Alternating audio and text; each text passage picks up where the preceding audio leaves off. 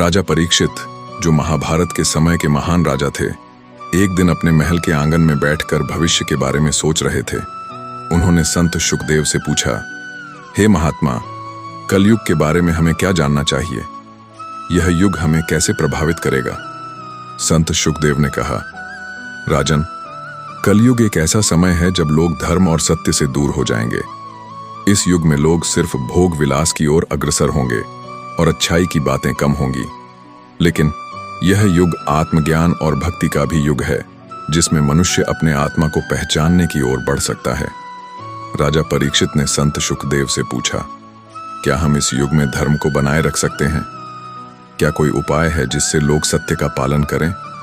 संत शुकदेव ने उत्तर दिया, राजन, इस युग में यदि लोग सही मार्गदर्शन पाते हैं तो वे सत्य का अनुसरण कर सकते हैं। कलयुग में भगवान की भक्ति और सच्चे ज्ञान से ही मानवता बच सकती है। इस युग में हर व्यक्ति के लिए सबसे महत्वपूर्ण बात होगी नाम जप, ईश्वर का नाम लेना। राजा परीक्षित ने संकल्प लिया कि वह अपने राज्य में सत्य, धर्म और भक्ति का प्रचार करेंगे। उन्होंने अपने प्रजाजनों को सही मार्ग पर चलने के लिए प्रेरित किया। राजा ने यह घोषणा की कि उनके राज्य में सभी लोग ईश्वर के नाम का जप करेंगे और धर्म के अनुसार जीवन जीने की कोशिश करेंगे।